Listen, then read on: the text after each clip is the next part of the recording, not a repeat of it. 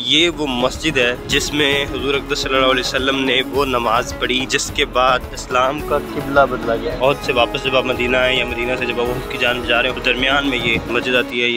یہ ہمارے سامنے مسجد قبلتین ہے، اور یہ وہ مسجد ہے جس میں حضور اقدس صلی اللہ علیہ وسلم نے وہ نماز پڑھی جس کے بعد اسلام کا قبلہ بدلا گیا۔ یعنی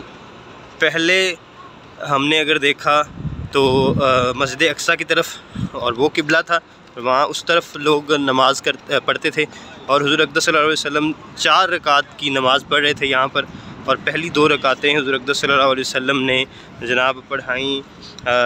مسجد اقصیٰ کی طرف رخ کر کے اور اس قبلے کو مد نظر رکھتے ہوئے، اور بعد میں جبرائیل علیہ السلام جب آئے تو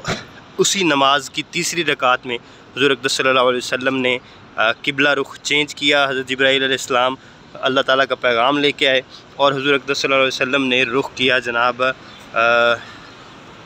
جو ہے وہ خانہ کعبہ کی جانب، اور اس کے بعد جو ہے وہ اسلام کا جو قبلہ ہے وہ خانہ کعبہ کو ہی کنسیڈ کیا گیا۔ یہ خواتین کے لیے جگہ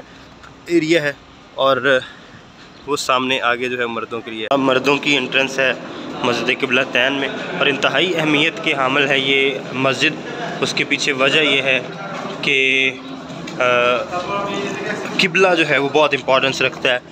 اور ہم ہمیشہ اپنی روزمرہ زندگی کی جو زبان ہے اس میں بھی یہ کہتے ہیں کہ فلاں کا قبلہ درست نہیں ہے۔ تو یہ وہ مسجد تھی جس میں حضور صلی اللہ علیہ وسلم نے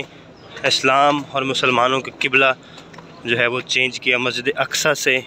خانہ کعبہ کی جانب۔ یہاں پر لوگ آ کر نوافل ادا کرتے ہیں، 2 نفل ادا کرتے ہیں اور دعا کرتے ہیں حضور اقدس صلی اللہ علیہ وسلم کے جو ہے وہ ریفرنس سے اللہ تعالیٰ سے، کہ اللہ تعالیٰ جو ہے وہ ہمارا بھی قبلہ ہمیشہ درست رکھے اور آسانیاں اور خوشیاں دے زندگی میں۔ یہ انٹرنس ہے، یہ سامنے اگر آپ کو انٹرنس ہم دکھا دیں،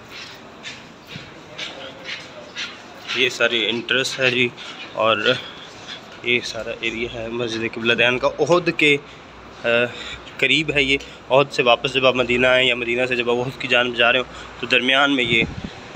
کچھ چھوٹی 2 گلیوں سے گزرتے ہوئے مسجد آتی ہے۔ یہ خوبصورت ریڈ کارپیٹڈ مسجد ہے ساری، اور یہ سامنے جناب ممبر ہے، راب ہے۔ تو یہاں یعنی یہ اب اس کی موڈیفائڈ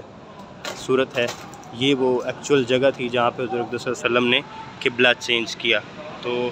دعاؤں میں یاد رکھیں اور خدا تعالیٰ سے دعا کریں کہ خدا تعالیٰ ہمارا بھی قبلہ درست رکھے، ہمیں لوگوں کے لیے آسانیاں پیدا کرنے والا بنائے، اور ہماری زندگیوں میں بھی آسانیاں ہوں۔ جزاک اللہ۔